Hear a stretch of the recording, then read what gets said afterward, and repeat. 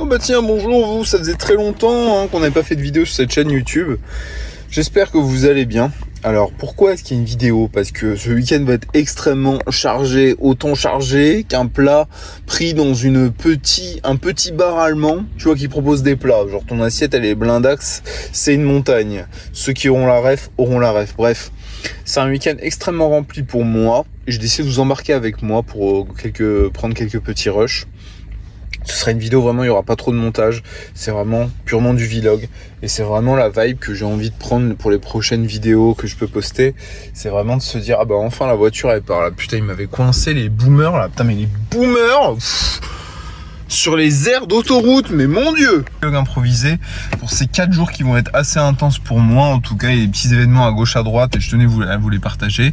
Aujourd'hui, on commence fort avec l'interview de Lucas Fox à la Fnac de Nancy. Lucas Fox, membre fondateur de Motorhead, que je vous mettrai plus tard dans cette vidéo. Là, je suis sur le point de prendre mon repas sur une aire d'autoroute entre Nancy et Metz. Mais quelle vie, je vous jure. Demain, petit passage au Metal Hunting l'après-midi, ça aussi je vais vous le filmer. Dimanche, Heavy Weekend à Nancy, ça va être énorme. Et lundi, concert de Knock Loose à l'atelier. Voilà, j'ai retenu ce que vous m'avez dit, je prononce bien Knock Loose, sinon vous allez encore me taper.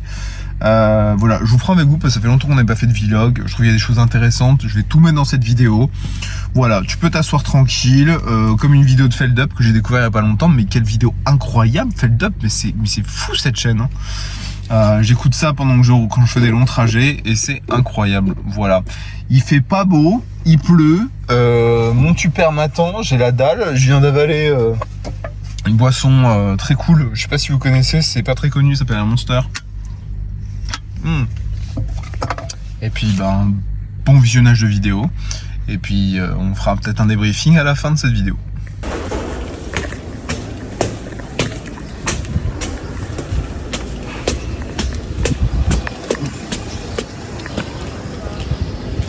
Et voilà, bienvenue à Nancy. Et voici directement la Fnac de Nancy. C'est légèrement venteux aujourd'hui. J'ai l'impression qu'on est en automne depuis le début de la semaine. Et ça fait au moins 10 ans que je suis pas venu là.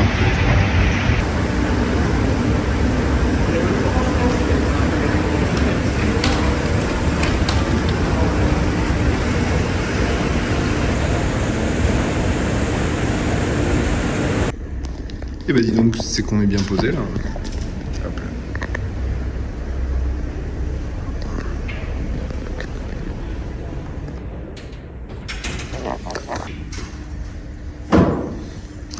On notera l'imprimante qui a mal imprimé. Vraiment professionnel au taquet.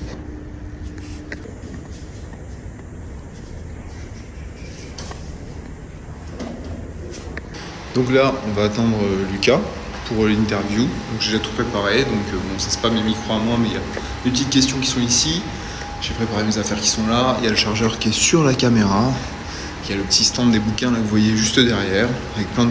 Vraiment très très bien ce bouquin, hein. Je suis à la 100e page, si vous adorez les ambiances un petit peu anglaises, un petit peu british, des années 70-80, vous allez kiffer, il y a plein de petites anecdotes, ça fait du name dropping partout. Juste me rafraîchir comme un golden retriever. Il fait chaud, je cours depuis avant.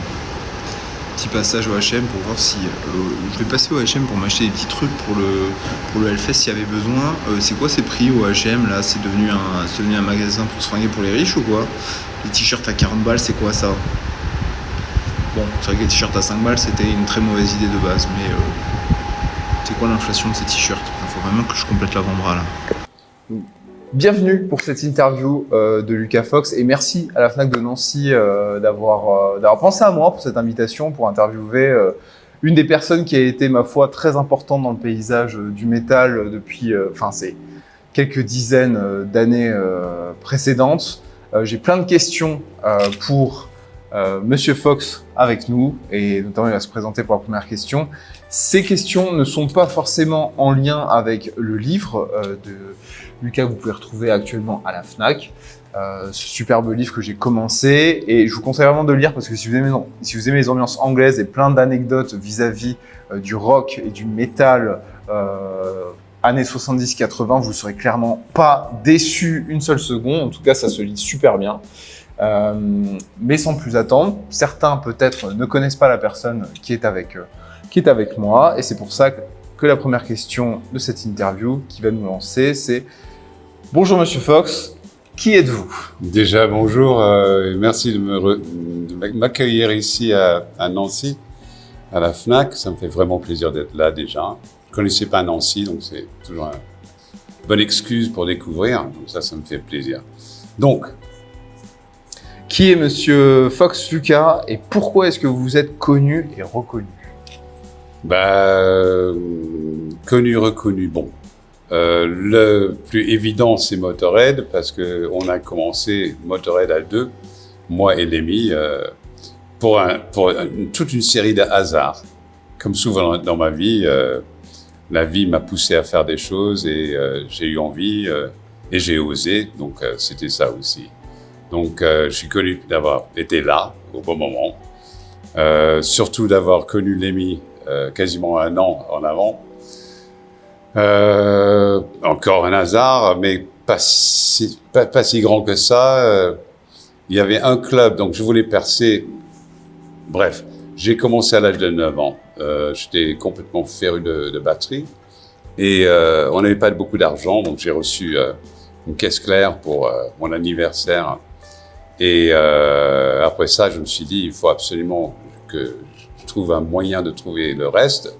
Et je me suis mis à nettoyer les bagnoles dans tout le voisinage pendant 2-3 ans, les soirs, les week-ends, tout ça, pour acheter mes fûts, mes batteries, mes cymbales, tout ça. Et donc, petit à petit, j'ai commencé à graviter. À l'âge de 13 ans, dans les groupes, à l'âge de 17 ans, chez École d'Art, que j'ai adoré, qui était très à l'ancienne, donc eau forte, calligraphie, qui va me servir plus tard. Et après ça, donc, foncer pour devenir musicien, batteur, etc. Et je fais plein d'auditions, parce qu'il y avait le Melody Maker, qui était le journal où il y avait, en fin de ce torchon, des petites annonces pour les groupes. Et donc, je faisais systématiquement des auditions. Et sans pouvoir vraiment percer, je me suis rendu compte que régulièrement dans les articles, il y avait un club où tous les musiciens de Londres allaient, les musiciens célèbres et moins célèbres, mais aussi le business entier, les maisons de disques, les agents, les promoteurs, les producteurs. Et c'était le Speakeasy. Et donc, à l'âge de 17 ans, j'ai réussi à convaincre le Speakeasy, que j'avais 21 ans. J'ai menti. Et j'ai réussi à avoir ma carte de membre. Et donc, pendant 4-5 ans après ça, j'ai passé 2, 3, 4 soirées, voire nuits, au Speakeasy, boire un petit demi parce que je n'avais pas d'argent, comme souvent. Et faire perdurer la demi pendant des heures et des heures, et regarder, observer Keith Moon, le batteur des Who, sur une table avec une bouteille de cognac, observer Led Zepp dans un coin, etc. Et commencer à comprendre les relations entre les personnes, et commencer à comprendre un nouveau langage. Tout avait changé dans les années 60-70. Et comme ici en France, on disait quelque chose de bien, c'était faire un malheur. Donc, beaucoup de mots ont été inversés, donc il fallait comprendre et apprendre le nouveau langage que j'ai fait. Et c'est là, au même Speakeasy, que, à l'âge de 22 ans, en août 74, je rencontre, on m'introduit à un certain bonhomme que vous allez reconnaître, qui est Lemmy Kilmister. Et voilà. Donc, on a commencé à parler, et il m'a commencé à me questionner sur mes goûts musicaux. Et moi, je supposais qu'on allait parler progressive rock parce qu'il était dans un groupe qui s'appelle Hawkwind. Et Hawkwind, c'était du rock progressif, space rock, un truc assez lunaire et assez hallucinant. Et non, donc moi, je suis lancé dans mes groupes préférés de l'époque, Them, Pretty Things, Animals, The Birds, version anglaise avec Ronnie Wood, qui était plus tard dans les Stones, qui est maintenant toujours dans les Stones, qui était dans les Faces, que je vais vous marquer aussi. Et donc, on se lance avec un ping-pong. Oui, mais tu connais Summer in the City. Oui, Don't Bring Me Down to Them. Et on faisait un ping-pong des titres et des groupes. Et on est parti comme ça. Et Atom Crochu tout de suite. Et après ça, l'humour. Tout de suite, on avait le même sens d'humour. Monty Python, inévitablement. The Goon Show, qui est moins connu ici, qui était quelque part le papa de Monty Python. Donc on est parti dans une histoire d'humour typiquement britannique, 4e, 5e degré, avec des sketchs, etc. Et après ça, tout d'un coup, on se lance sur Seconde Guerre mondiale. Et tous les deux, il s'avère qu'on était tous les deux très férus de l'histoire. Et notamment, une autre version de l'histoire, c'est vraiment regarder les bonhommes et comment se fait-il que. Et c'est pas seulement les dates, c'est comment se fait-il, par exemple, de donner un truc de tout le monde. J'étais au lycée français à Londres, donc comme tout le monde ici, normalement, lycée français. Et de la maternelle jusqu'à la terminale. Donc c'est pour ça que je bagouine pas trop mal la langue de Molière. Et donc là-dessus, on est parti sur, par exemple, traité de Versailles. Tout le monde a entendu parler, mais personne ne demande la question. Comment se fait-il que l'armée allemande, qui était interdite de l'armée de l'air et la marine, quelques années plus tard, elle a tout ça, les trois les plus puissants au monde. Et personne ne demande comment, qui a financé. Et c'est ce genre de questions-là que moi et Lémi, on avait vraiment d'habitude, aussi avec mon passif, avec mes parents qui étaient dans la guerre, etc. Donc ceci explique un peu pourquoi je suis arrivé dans Motorhead, parce qu'on est devenus vraiment copains queue et chemise à l'époque de août 74, et j'étais très utile, j'avais une voiture, donc beaucoup moins cher qu'un taxi. The Fridge. The Fridge, la fameuse voiture, ouais. Super, donc effectivement un rôle qui a été quand même hyper important dans le paysage. Motorhead est considéré aujourd'hui comme un des groupes de référence, un des premiers groupes de métal, une des influences de beaucoup de groupes. Et c'est ça aussi pour lesquels j'ai envie de te poser des questions, Lucas, parce que c'est vrai qu'on a beaucoup de réponses sur comment Motorhead s'est formé, sur ta vie, tout ce que tu as pu faire après dans le livre. Et ça, c'est pour ça que j'invite les gens à vraiment lire le livre, parce que c'est hyper intéressant. Ce qui m'intéresse, moi, c'est par rapport au contenu que je fais sur Internet, c'est j'essaye vraiment de faire populariser, de populariser le métal, d'en faire quelque chose de simple et abordable à tout le monde. Toi, tu as vécu cette explosion, enfin le passage du rock and roll, du hard rock vers le métal notamment. Est-ce que c'était difficile de monter un groupe à cette période-là ? Je pense que c'est toujours, entre guillemets, difficile. Et inversement, quelque part, c'est très facile. C'est-à-dire que c'est une question de volonté et de passion. Il faut avoir beaucoup de volonté, il faut vraiment vouloir, parce que inévitablement, il y a des milliers de raisons pourquoi on ne peut pas le faire. Le quand dira-t-on, quand ça ne marche pas, etc., etc. Mais pour moi, se casser la gueule, ça ne m'a jamais posé de problème. C'est dans le livre, je me suis cassé la gueule pas mal de fois. Mais l'essentiel, c'est se relever et ne jamais baisser les bras. Et donc, commencer un groupe dans la période dont on parle, déjà les années 60, dans un quartier très spécifique de Londres, Notting Hill, coup de foudre à Notting Hill, là. Il y avait plus grande densité de musiciens au monde, inclus à San Francisco.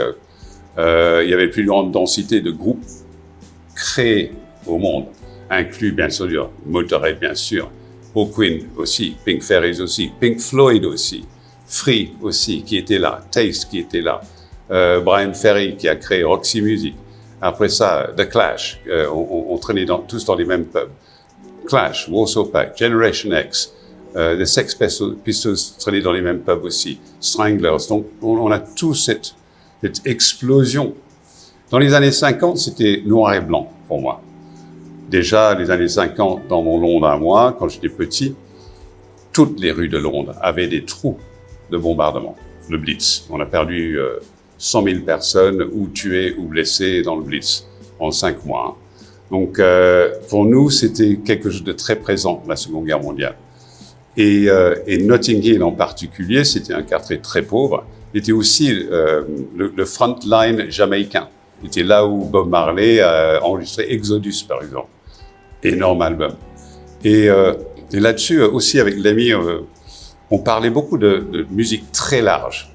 C'était pas seulement Black Sabbath, etc. Non. On est bien plus large que ça et quelque part, on pioche dans ces influences et on recrache avec quelque chose de différent. Donc, créer un groupe. Déjà, pour moi, il faut avoir des chansons. Si on n'a pas de chansons mémorables, c'est beaucoup plus dur. Si on a des chansons qui peuvent rester comme un earworm, c'est un ver de terre qui entre dans l'oreille, tu ne peux pas te sortir de ta tête, quoi. Et il faut avoir quelque part ça, il faut avoir des chansons. Je pense qu'une chanson, ça peut marcher acoustique avec une seule voix, comme ça va marcher avec philharmonique ou avec un groupe de métal. C'est une chanson. Faut avoir un mélange de personnalités. Ça, c'est essentiel parce que un des trucs les plus durs, c'est rester ensemble quand ça va pas. Quand ça va, c'est un peu plus facile. Mais au début, quand ça va pas, il faut vraiment lutter, un, pour rester ensemble, deux, pour avoir quelque chose qui tient la route. Donc, pour moi, beaucoup de répétitions, beaucoup d'essais d'enregistrement, et surtout, ne pas être esclave de ces influences. Il faut penser, qu'est-ce que je peux faire moi? Pour moi, la musique, les arts en général, ce n'est pas un sport. Les sports, on peut dire, oui, ce tir au but, c'est le mec qui a fait le plus de buts depuis 1920, je sais pas quoi. On a des statistiques. Pour moi, la musique n'est pas une question de qui peut shredder guitare la plus rapidement possible, une question, est-ce qu'il peut faire soulever tous les poils de mon corps? Ça, c'est différent. Donc, pour moi, chaque groupe, surtout britannique, a un son, à l'époque, complètement différent. C'est-à-dire que les Beatles, les Stones, rien à voir. Les Stones, les Who, rien à voir. Les Who, les Animals, rien à voir. Them, rien à voir. Pretty Things, rien à voir. Ils sont tous très différents. Et avec leur son spécifique différent, et souvent avec l'image très différente. Souvent avec la provocation aussi. Donc, c'est tout ce mélange de trucs. Pour percer, c'est peut-être une question que je vais me demander après, j'en sais rien, mais là-dessus, c'est le genre de... Il faut être vraiment obsédé, disons, obsédé. Personnellement, j'ai jamais été vraiment fan, ça peut sembler bizarre, mais ça vient du fait que quand j'étais petit, je voyais, je sais pas, à Chiswick Harry Road, donc dans la banlieue de Londres, je voyais les Who dans la rue. Voilà. Parce que ils habitaient à Ealing, le quartier juste à côté. De temps en temps, on voyait les Stones dans la rue. C'était juste avant qu'ils sont devenus célèbres. Donc, ça aussi, ça compte pour quelque chose parce que finalement, je ne suis pas, entre guillemets, impressionné quand je rencontre ce qu'on appelle une star. Et quelque part, pour moi, c'est essentiel. Ma mère me disait toujours, regarde dans les yeux, ignore l'uniforme. Regarde vraiment dans les yeux pour voir l'âme de la personne. Qui est cette personne? Et ça, c'est important dans la manière qu'on pense à la musique, dans la manière qu'on pense à ses influences aussi. Que si c'est juste pour répéter, j'ai rien contre tous les tribute bands de Motorhead, tout ça. Il y en a des vaches de bons, hein, vachement bien. Et de temps en temps, régulièrement d'ailleurs, je joue quelques chansons avec eux et ça me fait vraiment plaisir. Mais si on parle de percer comme groupe différent, il suffit pas de prendre des reprises. Pour moi, l'essentiel, c'est devenir soi-même et cracher sa propre sauce et avoir créer. Le mot créer, quelque part, si on crée quelque chose de nouveau, on est obligé quelque part de désobéir à quelque chose. Parce que si on désobéit pas, on répète ce qui existe déjà. Ça peut être très beau, hein. Mais bon, finalement, ce qui est intéressant pour moi, tout ça, ça n'engage que moi, hein. C'est une question pour moi, je réponds en termes de moi. Je ne peux pas parler pour vous, auditrices et auditeurs qui me regardent. Mais mon idée, c'est toujours ça. Il faut oser. Il faut oser. Voilà. Ok, donc si on résume, c'était effectivement une des questions qui allait suivre, c'était pour qu'un groupe puisse percer, il faut qu'il y ait des influences, mais qui crée quand même quelque chose au-delà de ça, un petit peu aussi dans la provocation, parce que ça marchera toujours de casser un petit peu les schémas qui existent déjà, et de s'investir. Alors c'est vrai que à ton époque, du coup, j'ai l'impression, de par ce qui est aussi indiqué dans le livre, que ça marchait beaucoup à connaître la bonne personne au bon moment.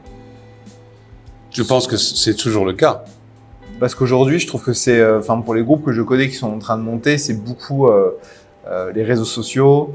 Mais au final, est-ce que c'est pas au final tomber sur les bonnes personnes au bon moment sur les réseaux pour que ça marche, quoi? Je pense qu'il y a toujours de ça.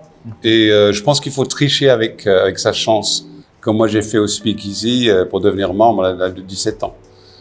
Donc il faut être un peu rusé, renard. Culotté. Peut-être. Donc c'est une question de trouver une manière de jouer avec sa chance et créer quelque chose où tout d'un coup on est au bon moment avec la bonne personne, ou on crée au bon moment avec des bonnes personnes, ou parce que pour moi il n'y a pas de mauvaise idée. Ça n'existe pas. Pour moi, une mauvaise idée, c'est une question d'une bonne idée avec le mauvais contexte. Que ça soit temporel, que ça soit visuel, que ça soit dans le son, etc.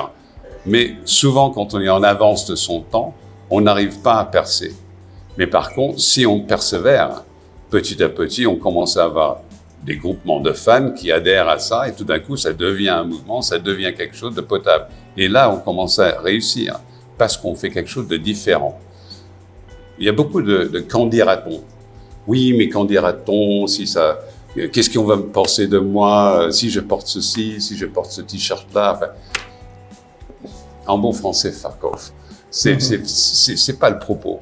C'est une question de devenir de plus en plus soi-même et sans prétention, essayer de créer son propre œuvre d'art avec soi-même parce que c'est tout ce qu'on a hein. Dans la vie. Ce qui rassemble chaque chose qui est vivant sur Terre, c'est que tout le monde naît et tout le monde va mourir. Comme Jim Morrison disait, « Nobody gets out of here alive ». Personne ne sort d'ici vivant. Donc tout le reste entre la naissance et la mort, c'est le voyage. Et moi, je traite la vie comme un voyage et pas seulement constamment série de buts.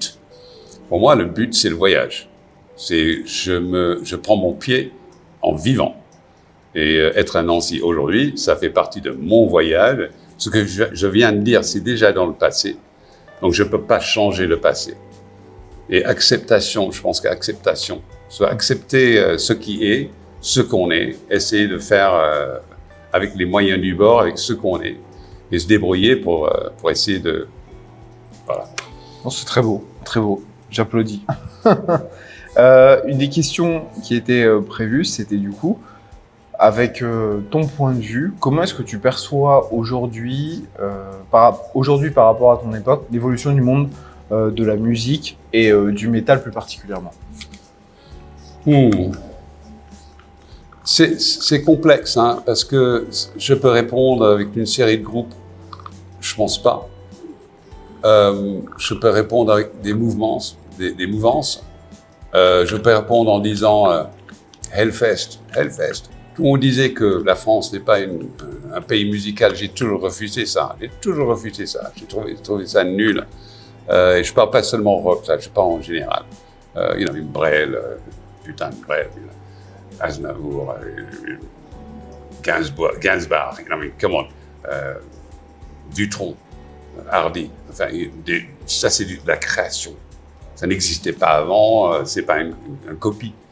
Tu vois, c'est pas on est comme ça, on est dans cette mouvance. Non, c'est des yéyés, ok? Bon, il y avait plein de copies de ce qui se passait au Royaume-Uni, en Amérique, oui.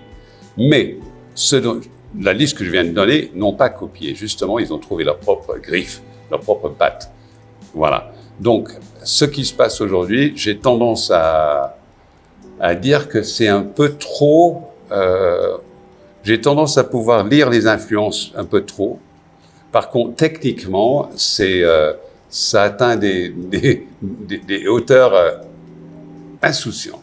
On ne pouvait pas savoir il y a 10 ans que le côté technique deviendrait aussi prédominant et aussi beau. On a beaucoup bossé. Mais mon petit problème en général, c'est où sont les groupes qui sont vraiment différents? Où sont les groupes où, encore une fois, le ver de terre entre dans la tête et on est coincé avec la chanson? Il y a des exceptions, hein. Sun Brutal Pop, Caroline, moi je trouve qu'elle bosse vachement bien avec son groupe et c'est très mélodique. En même temps, ça passe de la mélodie au death metal, mais dans la gueularde, vraiment sublime. Ça, je trouve intéressant parce qu'elle a des chansons qui restent et une manière, une attitude, un look différent, présence scénique différente. Donc, c'est pas facile de trouver quelque chose un peu différent. Et différent juste pour être différent, quelque part, oui. Oui. Est-ce que tu as entendu parler du phénomène musical qui secoue un petit peu le métal, c'est Sleep Token, le groupe avec les masques qui ne révèle pas son identité. Pour le coup, il y a beaucoup de débats de est-ce que c'est métal ou pas métal. Moi, je trouve qu'il faut aller au-delà de ce débat-là. Je trouve que c'est un groupe qui s'est fait une histoire mystique autour, qui a tout un univers. Et je trouve que pour moi, c'est la vraie preuve que être vraiment différent des autres, prendre vraiment un risque, notamment avec leur dernier album qui est beaucoup plus doux qu'un album de métal classique, mais qui incorpore du piano, du saxophone, de la musique électronique, des changements brutaux de rythme, etc. Je trouve personnellement que même si je ne suis pas derrière le groupe en disant j'adore, je vais voir tous les concerts, je trouve que le propos est hyper intéressant. Et au final, est-ce que toi t'as entendu parler de ce groupe-là? Est-ce que tu as écouté? Oui. Un tout petit peu, mais encore une fois, Derrière des masques, c'est pas nouveau. Daft Punk l'ont fait, Kiss l'ont fait, etc. Mais c'est pas nouveau. Et c'est un bon plan parce que si le groupe marche vraiment très bien, t'es pas emmerdé où tu vas. Parce qu'on n'est pas reconnu. Ouais. Et ça, c'est déjà pas mal aussi. Donc, moi, j'aime bien les fans et encore une fois, j'ai beaucoup de respect pour les fans. Comme avec Lemmy d'ailleurs. Tous les deux, on a partagé ça aussi. Que pour moi, vous allez voir si on fait des dédicaces ensemble ou si on fait des meet and greet ensemble, que je vais souvent, où je joue avec un groupe, je passe la soirée avec les fans et je signe des dédicaces, leurs t-shirts, leurs disques, leurs scuds, leur corps, les vestes, les cuirs et tout ça. Et je prends mon temps avec chacun. Donc, ça prend un peu de temps, mais je prends toujours 3, 4, 5, 10 minutes avec chaque personne parce que, putain, le bordel de merde, c'est eux qui sont importants aussi. Sans fans, on n'est rien. Il n'y a personne sur scène s'il n'y a personne dans le public, grosso modo. Et ce respect-là, je trouve que ça me manque un peu aussi. Quand je vois des groupes sur scène, j'ai souvent l'impression qu'ils oublient qu'ils sont là pour faire décoller le public. Et que le kiff d'être sur scène, c'est pas jouer, montrer ce qu'on sait jouer. C'est pas montrer ce qu'on a réussi à faire en répétition, essayer de le faire bien. Au-delà de là, ce qui est important, c'est faire décoller le public. C'est cette communion avec le public où tout marche et tout d'un coup, ça explose. Ça, c'est pas un accident. Et ça se travaille. Et travailler le public, c'est quelque chose qu'on a appris, nous. On parlait des groupes de mon époque. Je suis encore musicien, mais l'époque 60, l'époque 70, putain, on faisait les autoroutes, tout. On faisait de Londres à Glasgow, l'équivalent de Paris, Marseille, pour jouer devant 15 personnes, on le faisait quand même. On payait pour jouer aussi, il fallait payer pour l'essence, il fallait payer pour l'ingé son, il fallait payer, etc. Mais si on est vraiment convaincu de vouloir le faire, on le fait. Et c'est comme ça qu'on perce. Et c'est comme ça qu'on apprend. En anglais, on dit « to pay your dues », payer sa dîme. C'est-à-dire, si on veut être à table en jouant du poker, faut mettre un peu d'argent sur la table. Et l'investissement, c'est l'argent, quelque part. L'investissement dans le look, l'investissement dans les chansons, l'investissement dans être prêt à aller très loin et pas toujours être là. Oui, mais il n'y a pas de subvention. Et alors, en Angleterre, on n'a jamais eu de subvention. Le nombre de personnes qui m'ont dit, oui, mais en Angleterre, on vous donne les moyens, jamais de la vie. On a pris les moyens. On a forcé les choses pour que, au temps des Stones, ils ont viré les jazzers des clubs de jazz. Et c'est devenu des clubs de rock. Donc, c'est la même chose. Donc, il faut oser, quoi. Quelles ont été les collaborations qui t'ont le plus apporté dans ta carrière de musicien? Là, la liste est longue, vraiment. On va dire mais vraiment, Rostag, juste avant Motorhead, un groupe de glam rock, mais à fond, on bossait bien. C'était Alice Cooper, Bowie, Bolan, enfin tout ce genre de mélange de rock-là, avec des belles chansons très bien travaillées. On travaillait bien le public. Après Motorhead, Warsaw Pact, The Warsaw Pact. Vraiment, là, j'ai pris mon kiff avec Andy Colquhoun, le guitariste. On était vraiment deux à bosser à fond dans ce groupe. Et on avait donc un bon guitariste rythmique et un chanteur, un vrai chanteur, avec une voix à la Jim Morrison, version punk, très intéressant. Et on a fait l'album le plus rapide du monde. On a entré en studio, on a commencé à enregistrer à 11h du soir. Et l'album a été pressé, 5000 ont été pressés dans la nuit. Et c'était un effort hallucinant, qui est maintenant Guinness Book of Records. À l'époque, c'était Guinness Book of Records avec l'huissier, tout le bordel. Il n'existait rien avant 11h pile. Et 16h de l'après-midi, on était en train de signer les copies. Et on avait créé les pochettes nous-mêmes dans la nuit. Enfin, c'était vraiment un défi. Mais ce groupe-là, sur scène, ça déménageait grave. On a fait des premières parties de Susie and the Banshees et plein d'autres.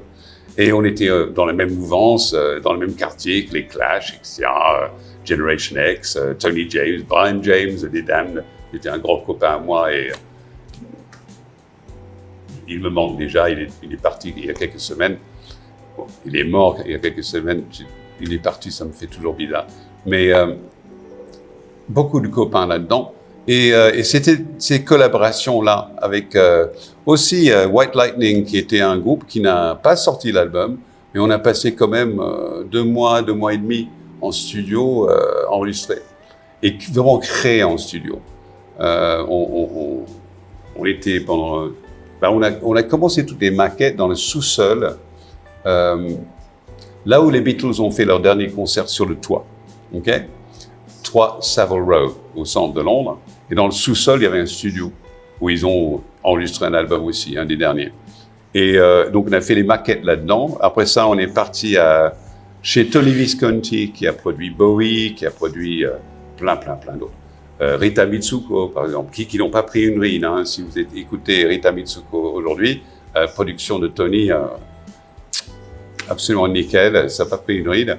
Et donc, chez Tony Visconti, avec Bruce Lynch, le bassiste de Cat Stevens, qui est maintenant Yusuf Islam, qui était producteur. Et on a eu plein d'invités. Carlos Alomar, le guitariste de Bowie, qui est venu faire quelques chansons, jouer sur quelques chansons. On a eu Robin and Diva, les choristes de Stevie Wonder, qui sont venus chanter aussi. Enfin, là, j'ai pris mon pied, Warsaw Pact et White Lightning, où une fois que j'avais fini les batteries, j'étais sur le sofa, juste derrière le producteur et l'ingénieur. Et j'ai passé 6 semaines comme ça, aux anges. Mais apprendre la production, apprendre quelle prise choisir. Et il n'y a pas de règle d'or. Hein. Et comment voir la création d'un album. Chanson par chanson par chanson, mix par mix. Et là, j'ai appris et je suis tombé complètement dingue, amoureux de production. Et ça, j'aime beaucoup.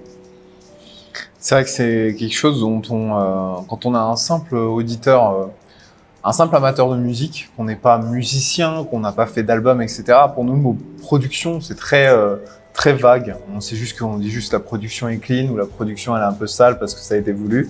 Et on s'imagine pas la tonne de travail derrière chaque album, chaque musique. Bien sûr, la tonne de travail que les gens ont envie de mettre, hein. Forcément, c'est toujours pareil. Mais c'est vrai que c'est quelque chose de tellement technique. Et des fois, effectivement, c'est cette prise-là qui a été gardée. Si ça avait été une autre, et ben le titre aurait moins marché. Et alors, c'était le titre de l'album. Et en fait, c'est pareil, c'est un enchaînement de petites chances qui font que ça donne des choses grandioses. Et creuser l'âme de chaque morceau. Parce que chaque morceau faut chercher son âme. Et là-dessus, quand on commence à creuser là-dedans, aussi les performances. Il y a un vieux adage qui est un peu con, que beaucoup de personnes vont pas apprécier, mais allons-y. C'est si on met un groupe en studio avec un ingénieur, on aura une maquette. Si on met un groupe en studio avec un ingénieur et le producteur qu'il leur faut, important, on a un disque. Donc, il y a un peu de ça aussi, c'est-à-dire que le rôle de producteur, c'est aussi dire, mais attends, Ça, c'était super. Mais attends, on vide tout le monde dans le studio, c'est toi et moi. Donc, juste toi et moi, toi, tu vas chanter et moi, je vais t'écouter. On va travailler sur ta performance. Et juste tous les deux. Et après ça, le groupe rentre en disant « Oh, putain, on savait pas que tu pouvais faire ça. » Et là, après ça, ce défi-là, on a mis le plafond beaucoup plus haut, tout d'un coup. Et donc, le chanteur ou le guitariste ou le bassiste, etc., tout d'un coup, c'est ça, leur base. Et ils montent au-dessus de ça. Et donc, le groupe monte comme ça, en son, en création, en cette passion. Et ça aussi, c'est un truc que j'ai beaucoup vu dans les groupes dans lesquels j'ai été aussi. Et quand je suis en production, dans la chaise de production, je commence toujours avec la même histoire. Je dis, dans le studio, vous êtes interdits de critiquer les uns des autres. Sur la performance, si vous n'aimez pas, vous fermez la gueule. Il n'y a pas de « c'est de la merde ». Non. Quelqu'un me dit ça, hors studio. Allez, fuck off. Non, pas dans le studio. Et tout d'un coup, quand tout le monde est libre de pouvoir vraiment jouer sans avoir, qu'en dira-t-on encore une fois, qu'est-ce qu'on va dire de ma performance? Oui, mais est-ce que le guitariste va me critiquer comme il fait tous les jours? Tu enlèves tout ça et tout d'un coup, le bassiste que tout le monde pensait, il est vachement bon bassiste, mais et tout d'un coup, il te sort des trucs hallucinants parce qu'il est libre là. Et ça, c'est quelque chose que les groupes devraient vraiment penser. Parce qu'on a trop tendance, le truc typiquement macho, oui, il y a chamailler, constamment, et ça use. Et ça casse les groupes. C'est-à-dire qu'il y a trop de tendance que le chanteur et le guitariste, qui sont les vrais créateurs des chansons, oui, mais sans le reste. Le reste du groupe, ça ne doit pas être des employés. Certains groupes, par exemple, YouTube, qu'on n'aime pas, côté business, ils ont divisé les parts des chansons en 4. Point, barre. Donc, personne ne gagne plus ou moins. Donc, tout le monde met son maximum. Et ça, c'est pour ça que YouTube reste ensemble. YouTube aussi, autre histoire. Paul McGuinness, le manager très futé, quand commençaient à vraiment grimper et faire des tournées mondiales, 18 mois à la fois, quand ils étaient hors tournée, tout d'un coup, le road crew, c'est-à-dire les ingé son, les ingé lumière, les personnes qui font la vidéo, etc., n'avaient pas de boulot. Donc tout d'un coup, la tentation, c'est qu'il allait travailler pour d'autres groupes. Paul McGuinness, qu'est-ce qu'il fait? Il crée une société pour la sono, une société pour la lumière, une société pour la vidéo. Et donc, ça devient des entités qui sont louées à d'autres groupes en bloc. Donc, ils restent ensemble. C'est la même équipe qui travaille pour YouTube. Et bien entendu, YouTube doit être en priorité, bien sûr. Mais ça veut dire que on peut constamment avoir l'équipement renouvelé parce qu'il y a suffisamment de revenus quand ils ne sont pas sur la route. Donc, on a un équipement qui est constamment revalorisé. On a des personnes qui sont les directeurs de leur propre boîte pour pouvoir travailler pendant YouTube, pendant YouTube, travailler en studio. Les ingé son live sont en train de travailler. Donc, tout ça, c'est à constater, à réfléchir. Parce que le côté business derrière, si tu veux que ton groupe reste ensemble pendant longtemps, il faut peut-être penser à, est-ce que vraiment les écrivains de chansons, est-ce que ça vaut vraiment la peine que c'est eux qui prennent tout? Ou est-ce qu'en justement en partageant ça pour la durée de cette version du groupe, partager, ça garde le groupe ensemble. Donc, il y a plein de choses. On parlait de comment créer un groupe et faire qu'un groupe perdure, par exemple. Et c'est ce genre de truc que moi, je dirais, ça vaut la peine de réfléchir. Du coup, pour les personnes qui... parce que là, on parle vraiment de musique, et c'est une question qui revient souvent parmi les personnes qui peuvent me suivre sur les réseaux, c'est est-ce qu'il y a un âge dans lequel on peut se lancer en musique ou il faut juste se lancer, prendre un prof, et puis c'est possible pour tout le monde de se lancer. C'est quoi ta vision par rapport à ça, toi qui es musicien depuis tout petit, 9 ans. Voilà, Ouais. à l'âge de 9 ans. Ouais, donc déjà, tu as mis le truc, faut prendre un prof. Moi, j'ai jamais eu de prof. Peut-être c'est pour ça que je suis pas un bon batteur, j'en sais rien. Oh, mais je suis ce que je suis et j'aime ce que je fais et j'ai toujours du soul et feeling dans ce que je fais. Donc quelque part, j'ai pas voulu apprendre la théorie. J'ai pas voulu être influencé par ce qu'on doit ou doit pas faire. Ce qui revient aussi à l'école où j'étais pas très bon. Donc, quelque part, j'étais toujours dans cette histoire de je préfère faire moi-même, créer moi-même et créer ce que je veux moi-même. Donc, pour beaucoup, avoir un prof, c'est génial et je suis absolument pas contre. Hein. Bien au contraire, les profs sont, et surtout maintenant, parce qu'à l'époque, école de musique à l'époque, c'était classique ou jazz, max. Il n'y avait pas d'école de rock, il n'y avait pas d'école comment on dit, de comédie musicale, il y avait tout ce qui est maintenant. On a énormément de possibilités d'apprendre. Mais là, pour moi, la chose, c'est qu'il faut toujours avoir une contre-éducation à toute éducation. La contre-éducation, c'est le côté punk. Le côté, je vais le faire moi-même. Non, attends, ça c'est très bien, merci beaucoup, je connais la théorie, mais non. Devenir son propre Picasso. Et Picasso, apparemment, il a fait des écoles d'art, il a très bien, etc. Mais il a cassé tout ça. Donc, je veux avoir deux yeux sur le même côté de la tête. Ouais, c'est ça. Et donc, pour moi, ce qui est intéressant, c'est comment on est différent. Donc, si on apprend toute la théorie, on apprend à faire des doubles grosses caisses et tout ce qu'on veut, fine, great, wonderful. Après ça, qu'est-ce que tu me dis, toi? Qu'est-ce que tu as à dire, toi? C'est ça qui m'importe. Hyper intéressant comme point de vue. Je suis content d'avoir posé la question. Si tu pouvais remonter le temps et revenir à tes 22 ans, au début, voilà, où commencent toutes les aventures vraiment dans le livre, avec l'esprit que tu as aujourd'hui, qu'est-ce que tu changerais? Ça, c'est une question. C'est un peu comme. Question, mais vraiment, coq à l'âne et je reviens sur la question. Quand je sors de scène, on me dit souvent « Ah, super Lucas, c'est qui le meilleur batteur du monde ?» Je dis « Pardon ? Je peux même pas penser comme ça. » Pour moi, encore une fois, ce n'est pas un sport, ok ? Idem, quand on pense comme ça, pour moi, il n'y a pas de regret. Donc, qu'est-ce que j'aurais fait différemment ? C'est l'acceptation. J'accepte ce que j'ai fait dans ma vie. Je ne peux pas revenir dessus. En écrivant le bouquin, j'ai replongé dans tout ça, mais grave, 6 ans, j'ai replongé là-dedans. Hein. Et pas toujours sympathique du tout. Hein. Je me révèle beaucoup avec les choses où je me suis vraiment cassé la gueule, où les choses n'allaient vraiment pas. Et je voulais le mettre dedans pour donner l'espoir aux gens, pour leur donner l'espoir de pouvoir risquer, prendre des risques, et se casser la gueule et se relever derrière. Et c'est comme ça qu'on apprend. Quand on regarde un bébé qui commence à marcher, je ne sais pas si tu as des enfants ou pas, mais un bébé qui commence juste à marcher à un an, grosso modo, boum, boum, boum, boum, boum. Et c'est comme ça que le bébé apprend à marcher. Beaucoup plus que de tenir la maman. C'est ça, apprendre l'équilibre de soi-même.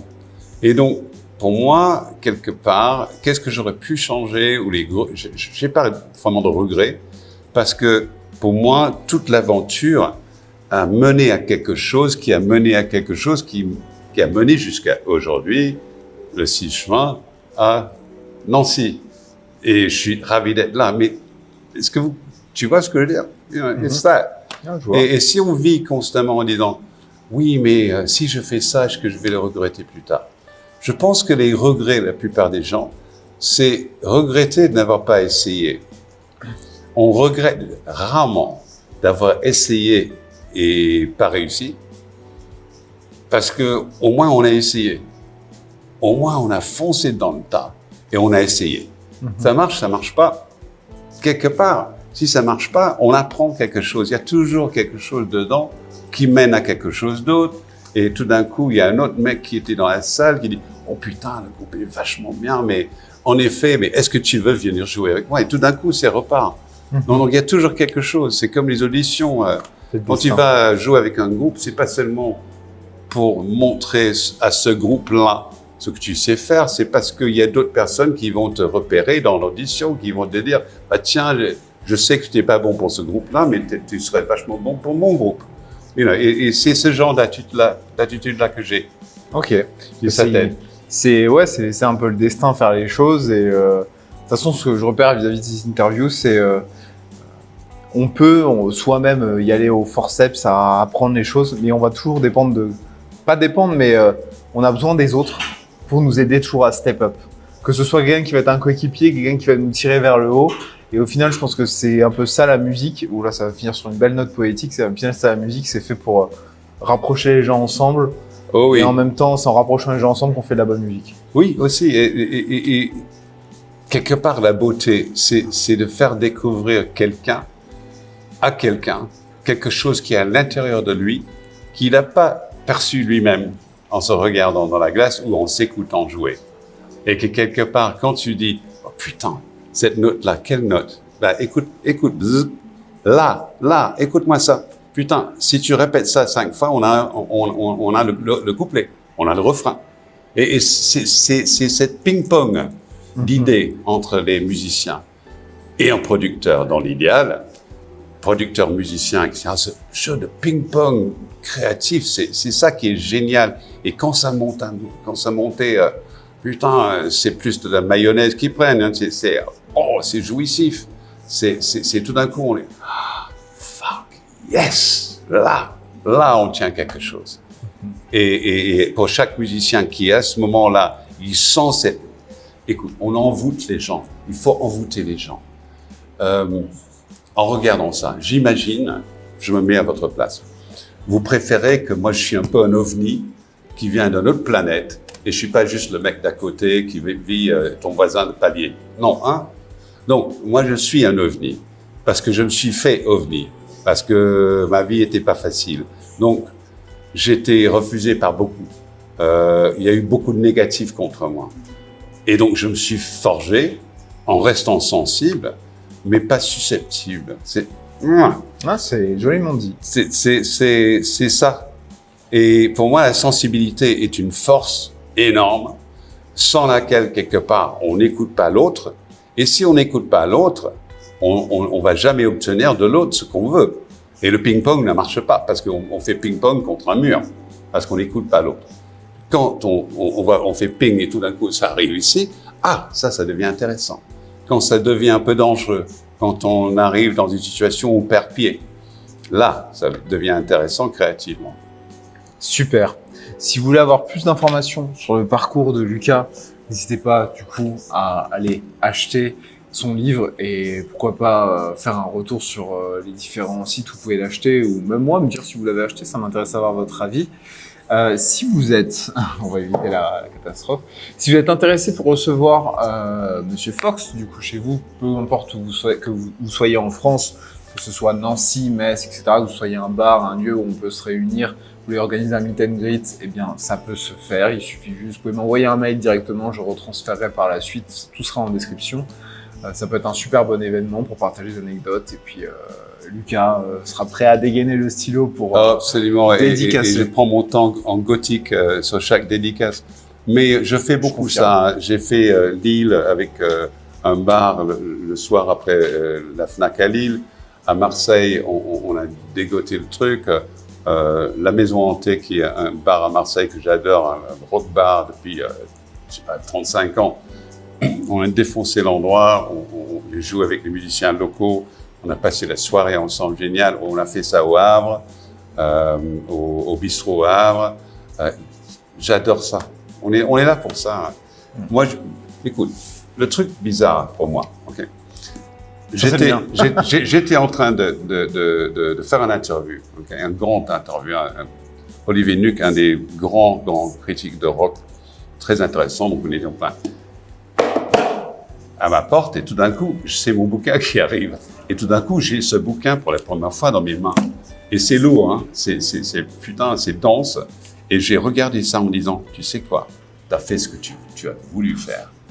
Et jusqu'au logo, chaque chose, chaque millimètre de ce bouquin, j'ai fait ce que j'ai voulu faire. Après ça, j'ai fait de mon mieux. À vous de juger si ça marche ou pas pour vous.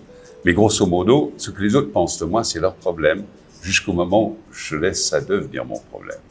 Donc voilà. Donc dans la perspective, si je peux juste donner un petit grain de sel ou un grain de sable pour faire des perles, allons-y, plantons des graines et let's go for it.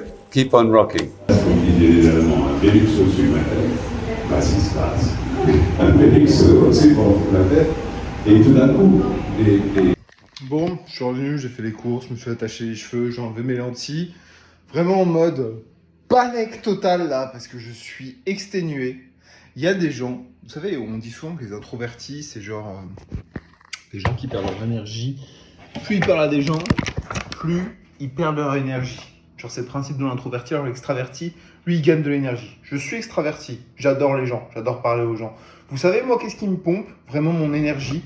Mais genre au summum, c'est rouler. C'est rouler. Je peux pas dire que je déteste conduire, mais j'aime pas ça. Ça m'apporte rien. Et encore, là je vous dis, j'ai découvert la chaîne de Feldup, donc j'avais un putain de podcast à écouter. Mais dès que la route est trop longue, que je suis fatigué, etc., déjà je pique du nez, donc c'est déjà beaucoup moins agréable parce que j'ai vraiment la sensation d'être dangereux pour les autres, donc ça j'aime pas du tout. Et ensuite, il n'y a rien de kiffant à rouler, c'est chiant, et là j'ai roulé 1 heure. Et je me rends compte en fait qu'avec mon problème de piquage de nez, je peux plus rouler 1 heure. Je peux plus rouler 1 heure sauf si c'est le matin, sauf si c'est pour un déplacement et que je suis plein d'énergie et tout. Mais fin de journée, je peux plus rouler 1 heure. Je peux rouler 30 minutes, 20 minutes, etc. Je dois faire des pauses. Je dois faire des pauses, sortir sur des aires d'autoroute et tout. Et ça, c'est depuis très longtemps. Hein. C'est un truc que j'ai depuis que j'ai le permis. C'est dès que je roule trop longtemps. À des heures où genre, c'est pas le matin, genre je suis pas plein d'énergie et tout, je pique du nez. Et, les derniers temps, je m'en rendais pas trop compte parce que j'avais des déplacements très petits. Mais là, avec la création de contenu et tout, j'ai de plus en plus de gros déplacements. Et je vous jure que je suis en train de faire des frites, je sais pas si je l'ai dit, mais c'est pas grave, je redis. Et autant quand c'est un déplacement à Paris, tu te lèves tôt, tu pars tôt.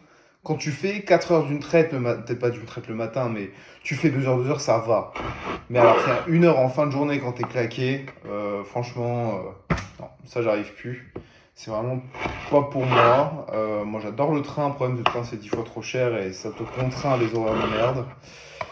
Mais là franchement ça m'a bouffé tout le reste d'énergie. Là je suis à 12 000 pas, selon ma nutritionniste, coach, diète, etc. Je devrais être à 15 000, je pourrais pas. J'ai même pas envie.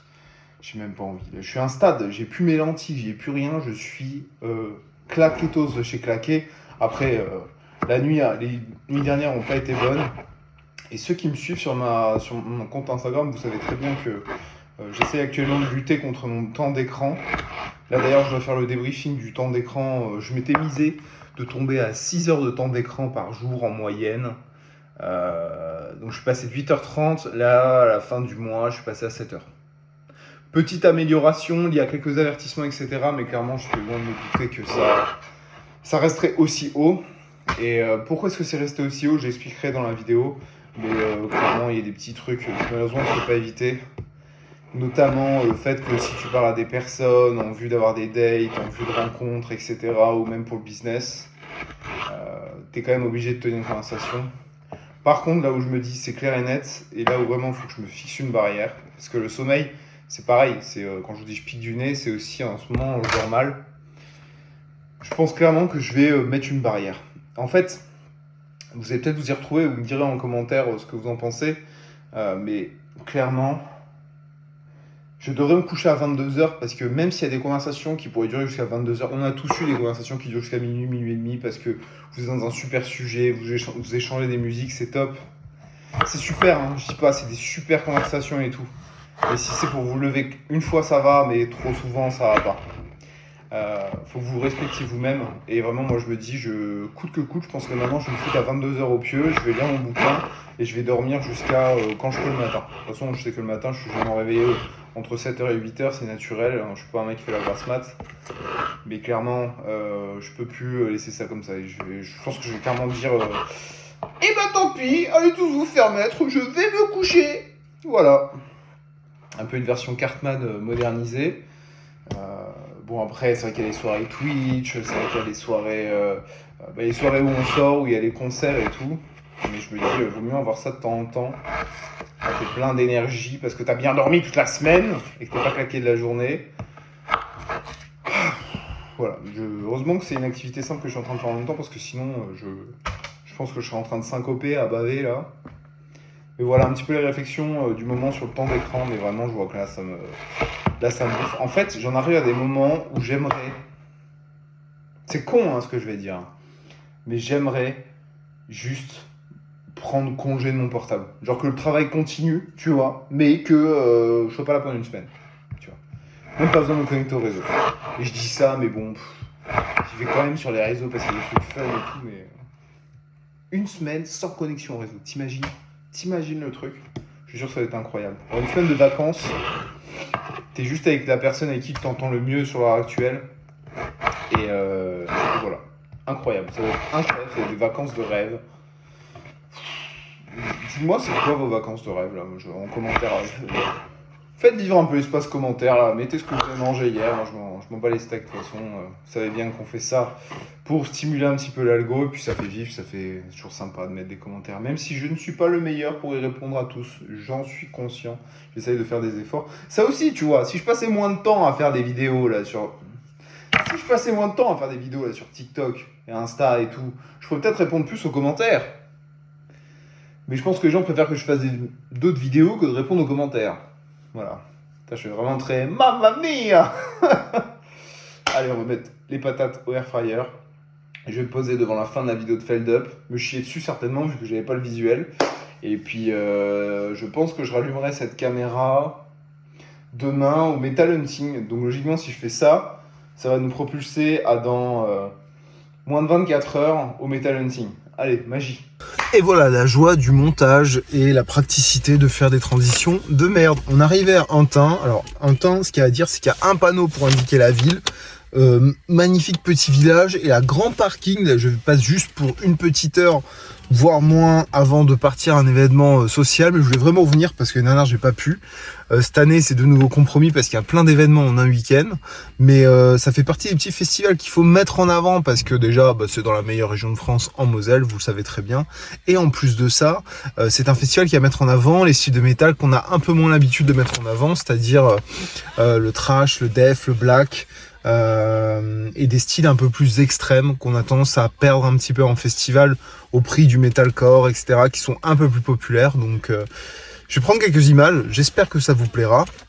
Si vous y étiez, n'hésitez pas à dire en commentaire comment vous avez trouvé ça, parce que peut-être que des personnes vont tomber sur cette vidéo en voulant savoir ce que c'est le Metal Hunting, et ça va être hyper intéressant que dans les commentaires vous puissiez faire une review de comment est-ce que vous avez trouvé ce festival. Maintenant, je vais fermer ma bouche et on va y aller tranquille. Ah putain, la gueule de Golden Retriever, je te jure. Le paysage est beau, hein. Pas se mentir, ça c'est la Moselle que j'aime. Très verte, beaucoup de vallées. Oh là, vive la nature.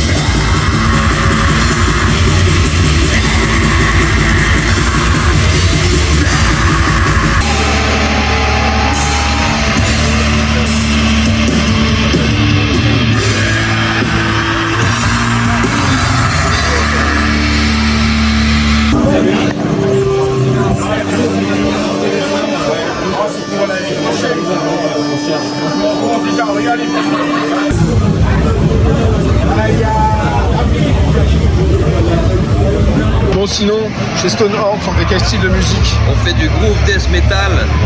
Voilà, c'est pas pas des styles compliqués, on combine juste ce qui a très bien marché par le passé et ce que vous devez d'apprendre pour être des bons metalheads. Est-ce que je zoome assez grand? Vous voyez les gens, ça y a un truc hyper important. Faites du merch blanc ou de couleur. Moi j'en ai marre de mettre du noir. Donc ici on a le groupe Protogonos. Voilà.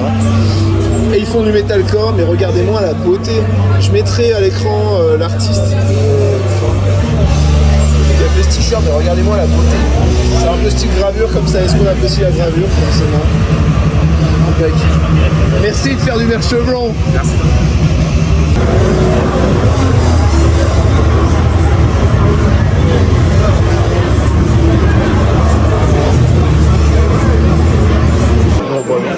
J'aime bien avoir des jolis modèles sur les photos. Évidemment, c'est pas comment j'y étais, mais après la pourtant t'es jolie aussi. Hein. Je sais pas.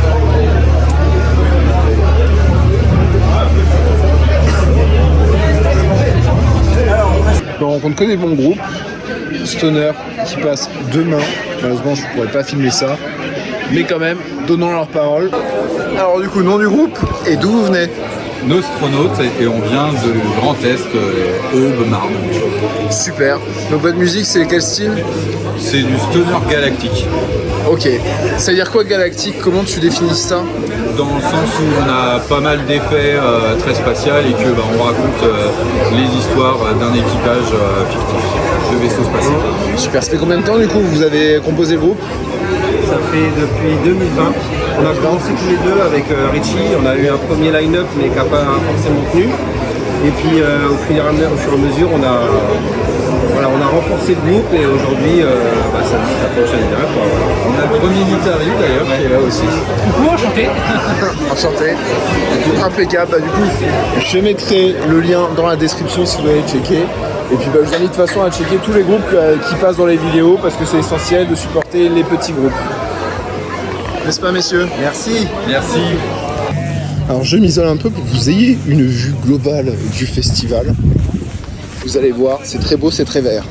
Le Metal Hunting en vue large.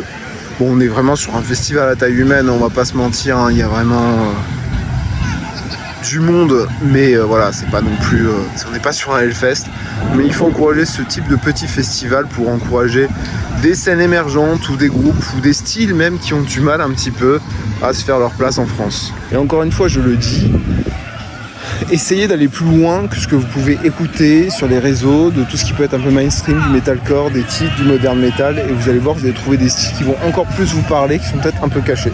Voilà.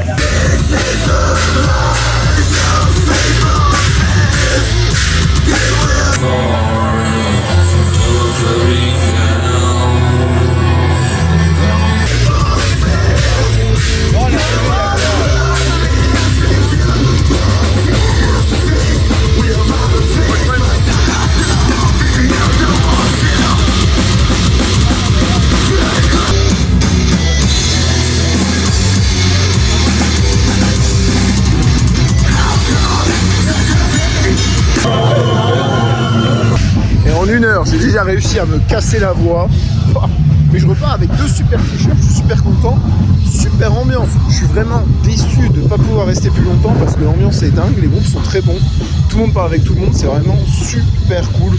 Je vous conseille 2026, je vais tout faire pour rester plus longtemps, ça c'est sûr. Allez, voiture, événement perso, et puis on se retrouve dès que j'ai un peu de temps. Vraiment, je vous le dis, il faut encourager les petits fests locaux, allez-y. Même si vous ne connaissez pas forcément les groupes, généralement l'entrée n'est pas très chère. Et ça vous permet de découvrir justement des groupes locaux ou non locaux qui viennent d'autre part. Mais ça, c'est souvent des scènes françaises. Vraiment, tout ça fait partie d'un écosystème qui s'enrichit. Et vous allez avoir des bons souvenirs, forcément. En tout cas, moi je suis très content d'avoir croisé tous ceux que j'ai pu croiser. Vous qui me suivez ou ceux que je connaissais, franchement, ça fait toujours extrêmement plaisir. C'est toujours des super bons moments. S'il n'y avait pas ces moments-là, ça serait quand même compliqué de juste faire son contenu dans son coin, je vous l'avoue. Et puis voilà, je sais pas combien de temps va durer ce vlog, mais putain, c'est un bordel. Hein. Et on se retrouve dimanche, on est là pour le Heavy Weekend. Vous avez eu des fast forwards, vous n'avez même pas eu à passer la nuit avec moi, bande de petits chanceux ou malheureux. Je suis avec mon fidèle acolyte Jérémy, que vous avez déjà pu voir sur le vlog du Hellfest. Voilà, on est toujours accompagné des meilleurs, pourquoi changer une équipe qui gagne. La météo a l'air correcte, hein. On s'attendait à de la pluie mais au moins ça va. C'est pour ça que je suis habillé en surfeur. Et on s'apprête à rentrer dans l'enceinte de l'Open Air de Nancy pour ce petit festival local avec des petits groupes, je sais pas si vous connaissez. Slipknot, Massisteria, c'est la scène montante du métal. Et puis voilà. Et puis voilà, il y a du beau monde, il y a déjà des gens qui ont de la bière, c'est top, on a la bonne ambiance. Bon, il faut que j'aille pisser. Voilà, vous avez l'info, vous pouvez rien y faire mais c'est pas grave. Allez, on se retrouve dans l'enceinte. On va bien arriver dans l'Open Air de Nancy. On a nos petits bracelets, hop là, avec le tote bag. Bon, ça par contre, je sais pas comment je vais transporter durant tout le concert, mais bon, on va faire avec. Et puis ma foi, c'est parti pour un super concert. Et si Portable veut bien arrêter de se flouter, ce serait cool. C'est pour le travail. Ouais, Brutal Assaut, ouais. Bientôt ça aussi, non? C'est en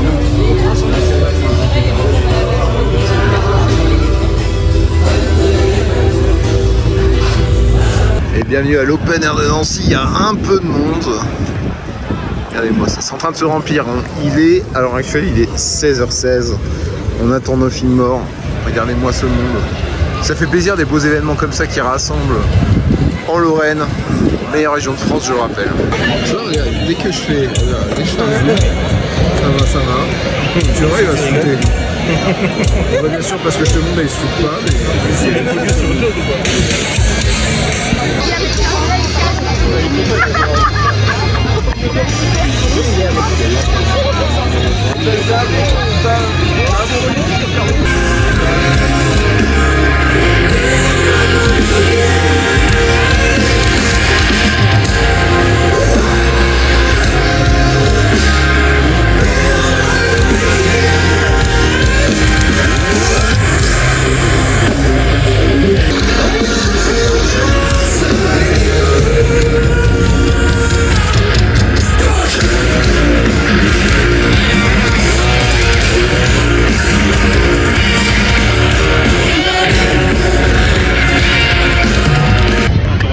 Comme d'habitude, on est plutôt bien équipé, n'est-ce pas Jérémy?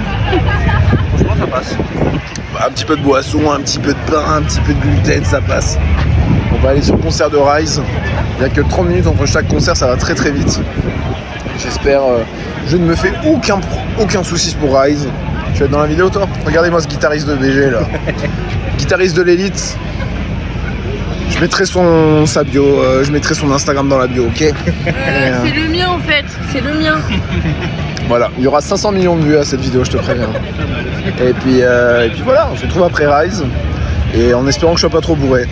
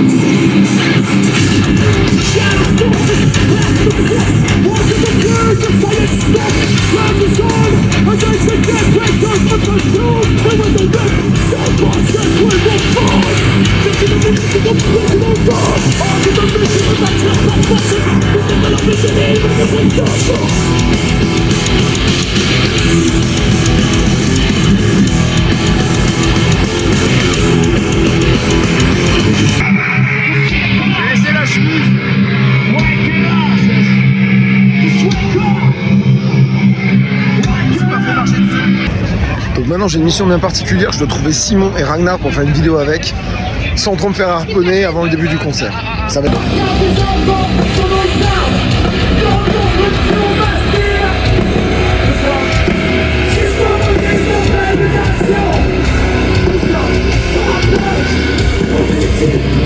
Quand on arrivera sur le refrain, je vous le rappellerai, mais tout le monde qui peut être debout, tout le monde qui peut, je veux voir toute cette arène sauter, ok ?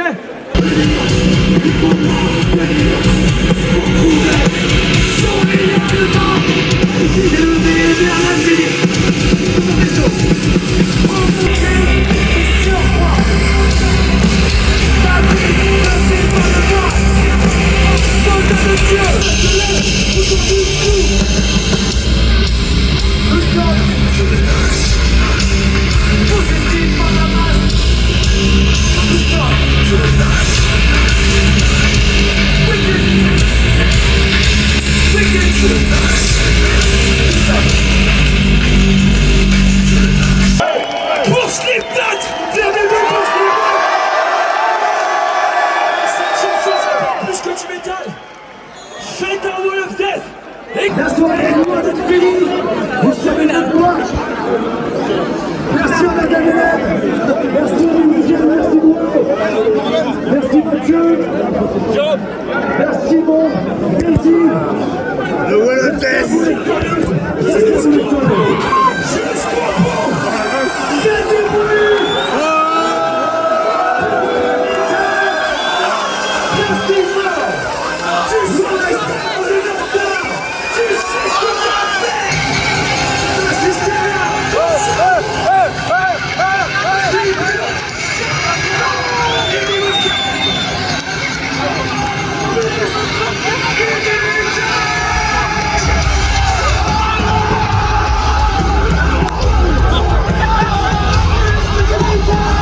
On se dirige pour avoir encore un peu de morceau de côte de bœuf. Jérémy, jusqu'ici, comment trouves-tu ce Heavy Weekend? Est-ce qu'il est heavy? Voilà. Il parle pas avec des mots, il parle avec des ustensiles. Arrêtez de juger. Deuxième café. Ah, moi j'ai bon. Ouais. Le café est bon. Les concerts sont bons. Les concerts sont bons. Gros big up à Mass Hysteria que vous verrez dans la vidéo. Un vrai groupe de live. Même si vous aimez pas forcément le style, il faut aller le voir en live parce que franchement c'est une expérience assez particulière. J'ai rien de plus à ajouter, je fais tourner pour rien.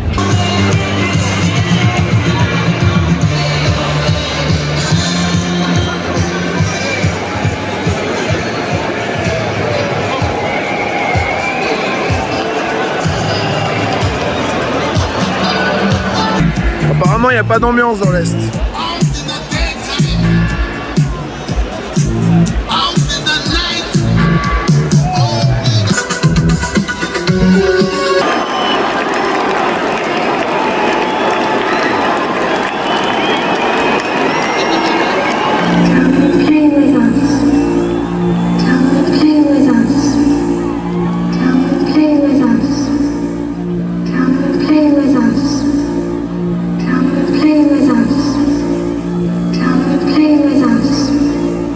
Come and play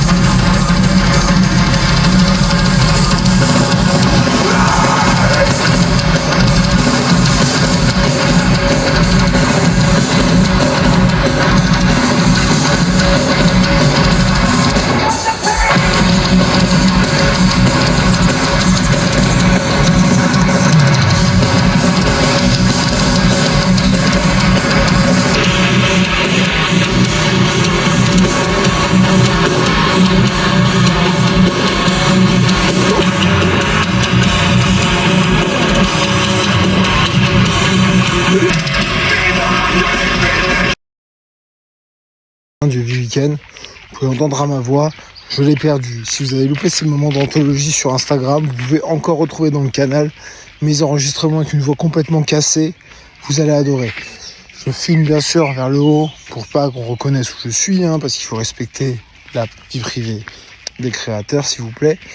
Donc je vais éviter de faire le débriefing aujourd'hui, on est tous d'accord, pour éviter que vous ayez entendu un canard en train de crever pendant 20 minutes sur les concerts. Et dès que je peux dans la semaine, je fais le débriefing, je vous cale la vidéo, et puis de toute façon vous êtes en train de regarder la vidéo, donc j'ai fini par l'uploader. Bravo Thomas, putain vraiment on a des génies dans ce pays. Et puis voilà, normalement concert de Knocked Loose ce soir, malheureusement je ne pourrai y aller parce que je vous avoue que moi et mon meilleur pote on est dans un état pas possible, on est en dette de sommeil depuis un petit moment, plus le stress du travail et tout. Un peu trop compliqué. Je pense que je vais pas tarder à péter un câble parce que c'est la 3e fois que je fais cette vidéo parce que Portable a décidé d'arrêter de filmer soit par manque de batterie, soit par autre chose. JPP de ce week-end, j'ai la voix cassée, vous avez un chroniqueur de France Inter à 2h du mat qui est en train de vous raconter un true crime. Donc, c'est bien au moins, j'ai les idées un peu plus claires. Qu'est-ce que je dois vous partager? Je suis parti dans un monologue de 20 minutes qui n'a pas été enregistré. Je suis deg. Bon, c'est pas grave, on va recommencer. Le but de cette fin de vidéo, c'est de vous donner un petit peu mon retour vis-à-vis de toutes les activités de ce week-end, mais avant ça, un petit mot. Cette vidéo, elle va être longue, je sais, c'est inhabituel d'habitude. C'est inhabituel, mais moi, je ne veux pas rentrer dans le cercle vicieux de faire des vidéos hyper produites, hyper montées, etc. Je sais que c'est ce que j'ai pu faire sur la page auparavant, mais c'est pas forcément ce qui va apporter plus de vues, ni plus d'authenticité. Moi, je suis vraiment fanat de l'authenticité, d'autant plus que j'ai vraiment noté début d'année que j'avais une certaine frustration vis-à-vis de certains sujets que j'abordais sur les réseaux, que je pouvais pas développer au maximum sur les formats courts, parce que parfois, vous voyez peut-être vous une vidéo d'une minute 5, mais en réalité la vidéo durait 2 minutes 30 et on a coupé pour qu'il y ait un max de monde qui la voit et que ce soit partageable. Parce que je vois souvent des gens dire dans les commentaires « Oui, mais t'as pas parlé de ci, t'as pas parlé de ça, etc. etc. » Non, j'aurais voulu en parler, mais la vidéo serait passée de 45 secondes à 3 minutes 30. Et cet intervalle-là ne me permet pas de faire de maintenir la richesse de mon contenu et que ce soit partageable. Et ça, c'est essentiel pour nous. Donc là, je suis un peu en train de voir comment mon format court peut un peu se baser là-dessus. Voilà, la consommation, et puis vite on passe à autre chose. Mais j'aimerais bien reprendre un format long, tel que YouTube. Pourquoi? Parce qu'il y a des sujets que j'aimerais aborder vraiment en profondeur avec toute la nuance possible, qui sont tous les sujets en lien avec le métal. Le métal, la création de contenu, le métal et sa culture, le métal et les gens qui écoutent du métal, le métal et le sport, le métal et ci, etc. Et vraiment, on va voir en détail plein de choses. Là, je vous balance ces trucs rapidement. Mais le but, c'est qu'on puisse vraiment rentrer dans les sujets et que ce soit vraiment un format podcast pour vous. Donc très peu de montage, très peu d'images, etc. On reste vraiment sur l'essentiel.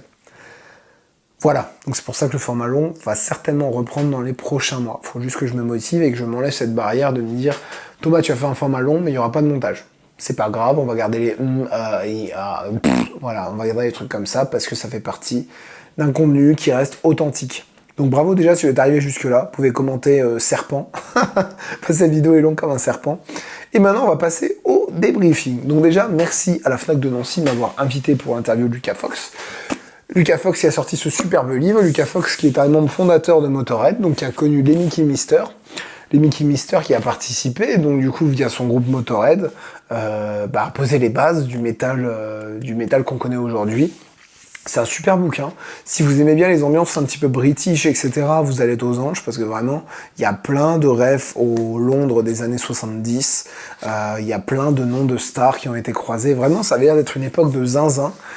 Et je dévore ce livre, je ne l'ai pas fini, mais il est vraiment très très cool. Je lis quelques pages à quelques pages et c'est très sympa. D'ailleurs, bravo à Lucas pour ce travail de mémoire de dingue, de s'être rappelé tout ça, vraiment c'était fou.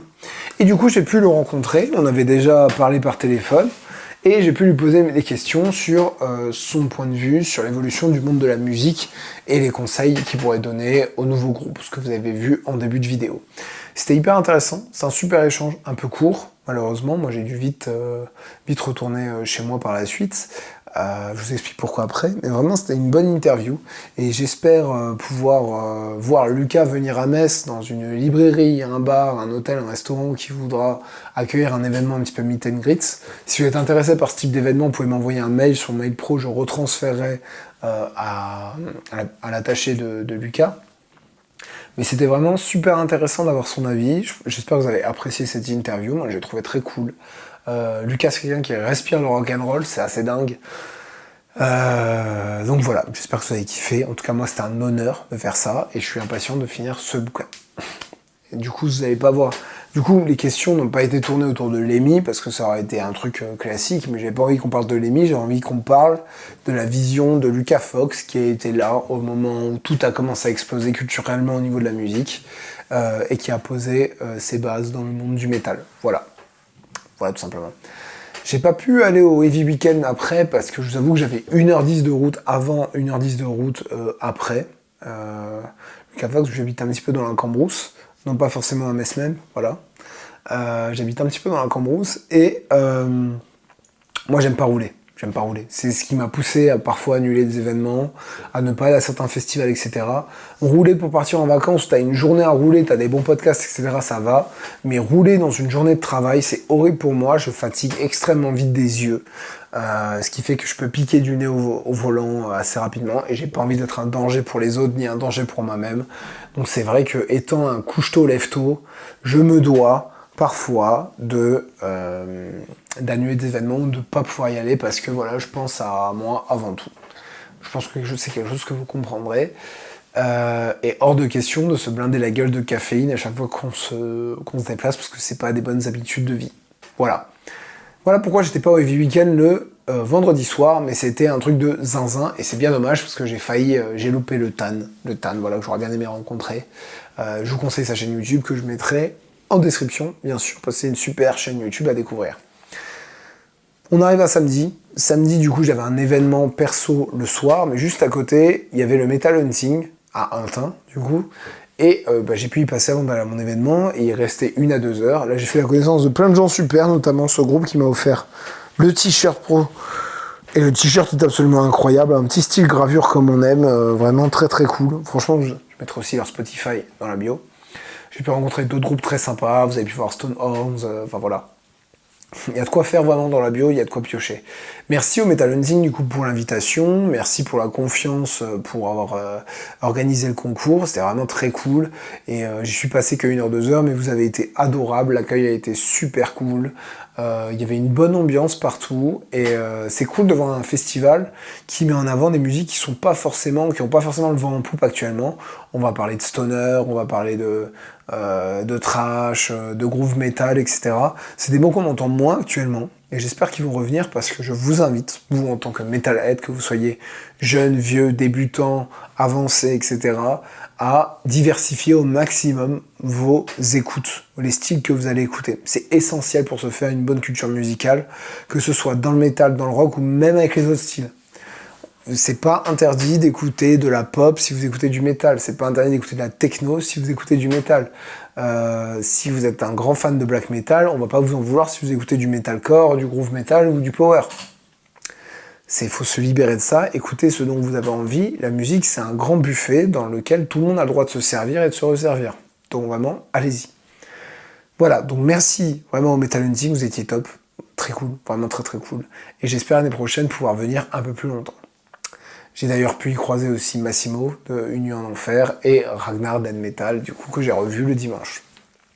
On arrive au dimanche, on est déjà en déficit de sommeil, complètement claqué, les derniers temps sont assez intenses, mais bref, c'est pas grave, on va pas mentionner ça, on est censé faire des vidéos feel good. Du coup, le dimanche, Heavy Weekend, on y est allé du coup pour 17h. J'ai jamais fait un événement où j'ai été autant reconnu, interpellé et tout, vous avez été adorables, hein, tous, hein, vraiment, si vous regardez cette vidéo, vous avez vraiment été hyper cool. Ça va paraître prétentieux dit comme ça, mais voir des petites étoiles dans vos yeux quand j'apparais en vrai, c'est le meilleur des salaires, parce que je vous rappelle toujours qu'avant d'être créateur, j'ai été consommateur, donc je sais l'effet que ça fait, et même encore aujourd'hui, sur un événement tel que le Hellfest, je suis amené à croiser des gens qui, aussi, je suis leur parcours depuis des années, J'ai aussi des étoiles dans les yeux. Donc je sais ce que ça fait, donc ça fait super plaisir d'avoir cet échange comme ça. Vous avez tous été vraiment adorables, je le répète, très respectueux. C'était parfois difficile de faire 100 mètres. Mais ça fait partie du jeu. Après tout, j'étais à domicile, donc voilà. Mais bon, le week-end globalement. Donc on avait 4 groupes qui sont passés ce jour-là. Nothing More, Rise of the North Star, Mass Hysteria, Slipknot.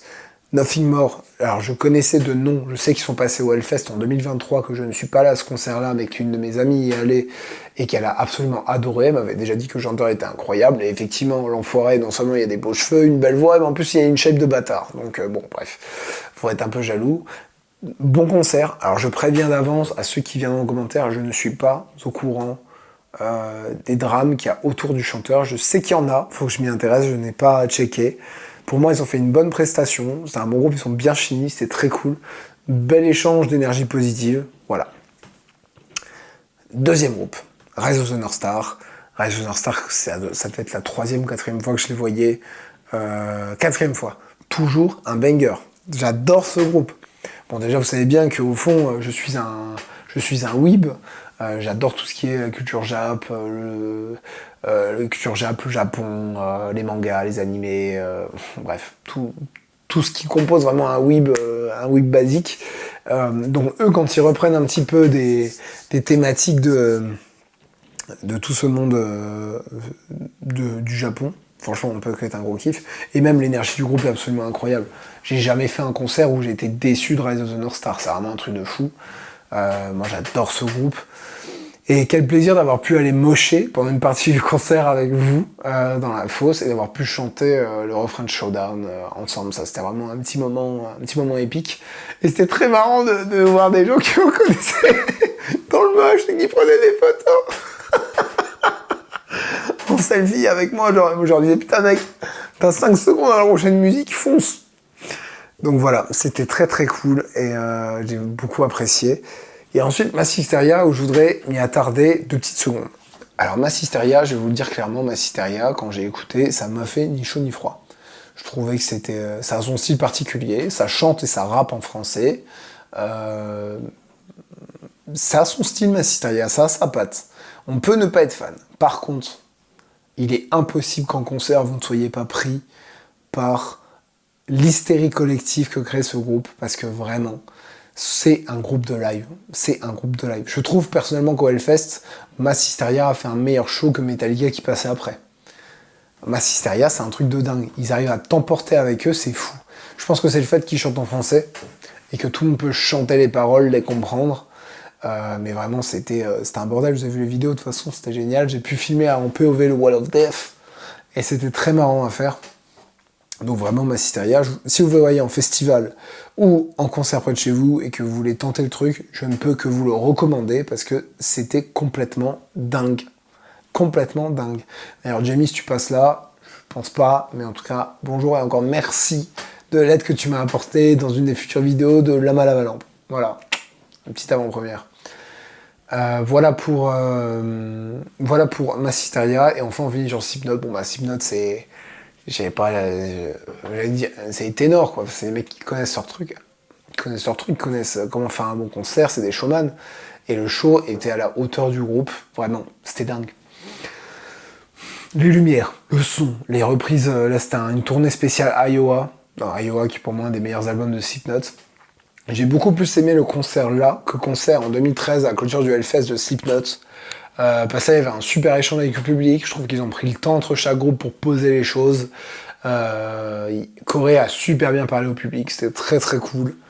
Vraiment globalement, très très bien. Les 1h30 de show sont passés très très vite, alors que moi j'avoue adorer les concerts, mais j'aime pas les shows à rallonge. Mais là c'était très très cool. Et j'ai pu en plus à la fin du concert revoir Simon et Ragnar, du coup Andrea. Je vous mets la petite photo à l'écran. Voilà, il manquait le Tan et il manquait Nocé Farajou, qui, voilà, les petits créateurs de métal mosellan que je vous encourage à suivre sur les réseaux, vraiment donnez-leur de la force, c'est essentiel. Et voilà pour le V-Weekend. Merci à Gérard Drouot pour l'invitation, merci à l'Open Air de Nancy pour voilà, tout ce qu'ils ont pu mettre en place. Moi j'ai trouvé ça dingue, j'ai adoré.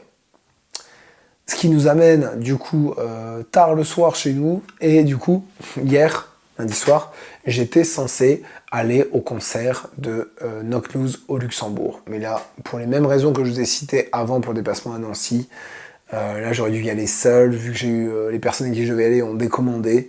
Ça fait 2 heures aller-retour tout seul, j'ai pas pu, et de toute façon, vous voyez l'état de ma voix. Si hier encore j'avais poussé dessus en parlant aux gens dans le public et tout, je pense que j'aurais été à fun pour 1 semaine. Et bon, des fois, vous êtes amené à faire des choix, c'est un peu dommage, je regrette, parce que Knock Loose, c'est un concert que je voulais faire depuis pas mal de temps. Mais bon, au bout d'un moment, voilà, il faut faire des choix. Voilà globalement pour les dernières aventures ici. On arrive à la fin de cette vidéo. Merci d'être resté jusqu'au bout. Je pense que vous ne serez pas beaucoup, hein. Mais bon, d'un autre côté, la vidéo sur la Hellfest, vous a ramené jusqu'au bout, vous avez adoré.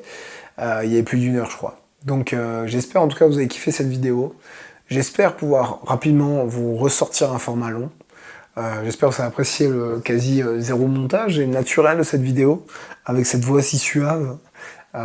N'oubliez pas de mettre un petit serpent si vous êtes resté jusqu'ici.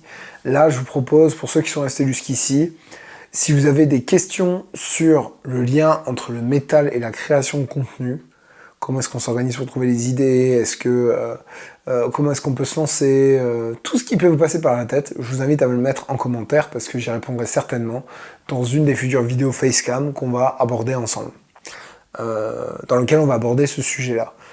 Voilà, je pense que j'ai plus grand-chose à dire. Encore une fois, je vous remercie, voilà, de votre confiance, de vos likes, vos partages, etc. Sans vous, on n'est rien, clairement, vous êtes... sans followers, on n'avance pas. Je suis content de vous apporter un peu de rire et un petit peu de culture dans votre quotidien, ça me fait grave plaisir. J'ai du mal à me rendre compte de tout ce monde qui me suit maintenant. Curieux de voir où est-ce qu'on sera d'ici la fin de l'année, hein, je sais pas encore. Mais en tout cas, j'espère vous le rendre bien, vous rendre au mieux, représenter les geek weeb metalheads qui sont un petit peu repris en main quand même entre-temps, hein. Mais qui ont envie de montrer que le métal, voilà, c'est pas des grands méchants loups qui attendent les gens, c'est plutôt des personnes assez cool qui sont OP sur tout ce qui est santé mentale, humour second degré et diversité musicale assurée. Voilà. Bah écoutez la team, écoutez, je vous dis à la prochaine vidéo, prenez soin de vous, prenez soin de vos proches, putain merde, ça c'est Hugo Décrypte qui dit ça. Bon, c'est pas grave, restez métal, restez vrai, et puis on se voit à la prochaine. Ça c'est pas mal, ça je note. Allez, bisous.